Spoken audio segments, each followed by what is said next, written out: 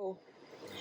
Hi Tribe, this is Jax here in my garden. This is my medicinal garden, and I'm going to go ahead and start harvesting some of my comfrey. This comfrey plant was given to me by a friend a while back. I've done a few things with it, not much, but now it's time for me to make a healing salve, and we're going to use comfrey, plantain, yarrow. I think that's it, but we need to get the mullein. It's not mullein, it's comfrey. Ready and harvested and dried in order for us to make an oil. Okay?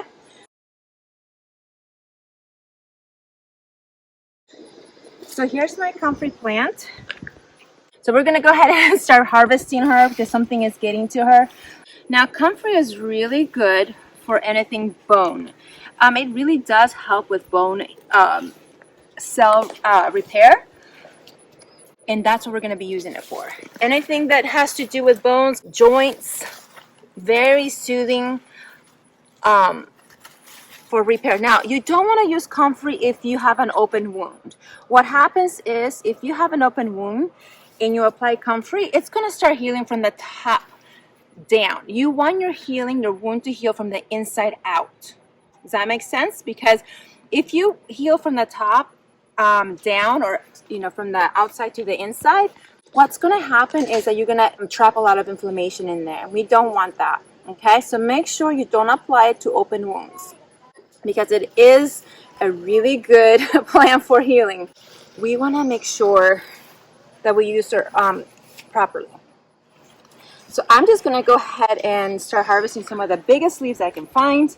And because I'm going to go ahead and prune her up, I'm just going to get as much as I can. I'm going to prune her right back. Now, she had very huge leaves, like maybe a month or 2 months ago, and I just let her do whatever she was going to do. And this is what she did. Now, I have also heard that she's really good for making a really rich compost. So she's really good for compost. She's really good at getting your soil conditioned for her gardens, and that's why I left her here. Sometimes if you take some of the leaves and just kind of spread them in your garden, she'll actually put nutrients as far as nitrogen in your garden. So there's that. She is an invasive plant, so she will take over and she will come back year after year. Now we're only after her leaves. We're not really going to do much with her stems.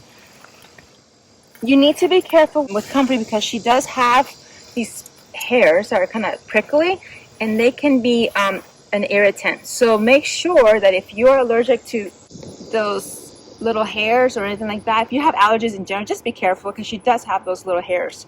That's why when we dry her, we want to make sure we kind of scrape some of that stuff off. Now you can use comfrey for a poultice. I did do that for my daughter who broke her collarbone a couple times, and I was able to make her a poultice. Basically, you take fresh leaves, you bruise them or chop them up or mix them with an oil, you're basically going to make a paste and then put it on a cloth, 100% cotton or linen, spread it around, make a pack, and put it right on the wound. So that's what I did for her collarbones, and she healed up really fast, really well. Again, she didn't have any open wounds, so it was a perfect way to apply comfrey as far as a bone healer. She's also really good with inflammation. She's an anti-inflammatory, so that's why I like her as well. And when you combine her with yarrow and plantain, which is wild plantain, grows in my yard, I think I did a video on that, she becomes a powerful plant when you pair her up with the other allies. Now we're going to be making a salve, but we're going to be using tallow, avocado oil, or coconut oil, and then my beeswax, and then the other oils. You have to make the oils first before you actually combine them to make your salve. So don't just putting different herbs together. I don't know, but that's how I'm gonna do it. I will see you soon in a bit when after we have dried our comfrey, and we'll come back to actually making the salve together. All right, see you then. So right now we're prepping the comfrey to be washed and processed and dried. And what I'm doing is I'm using a colander. I'm kind of taking extra dirt off, and I'll give it a good washing. Now I'm going to go ahead and dry it up nicely before I put it in that food dehydrator.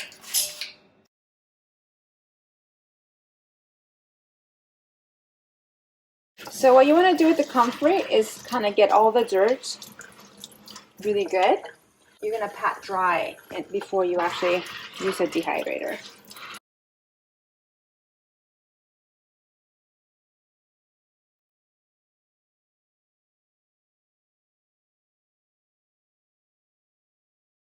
All right, so what we want to do with the Comfrey after we have harvested and cleaned it well and all that, you want to de-stem it. So there's a spine in the Comfrey, and what I have done is taken the spine off. So you can use a knife, but I find it's easier to do with your fingers. So there you go. And then I just kind of make big sizes, kind of get it there. So you want to de-spine your Comfrey basically. The reason why is because the spine takes a lot longer to dehydrate. It's going to take 2 days and you can use the spine, so don't throw it away.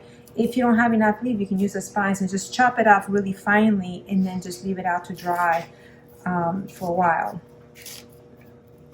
Or you can just put it in your compost.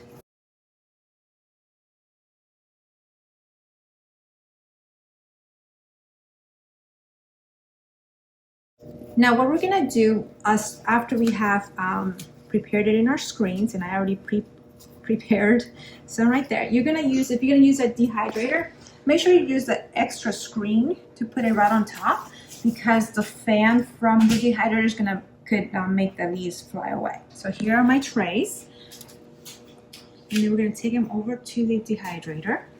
Now you're going to dehydrate them. You're gonna keep a close eye on them. Basically, you don't want to over dehydrate them. You want them to still be green color. If they're brown, that means you did it a little bit too long. So we're gonna keep an eye on it. We basically want to be able to crunch the leaves in our hand, and they being that they're still green. So we're gonna set it up to on a low temperature of 95. Now you could do anywhere between 95 and 100. It's set to 95. And then I'm gonna go here and press start.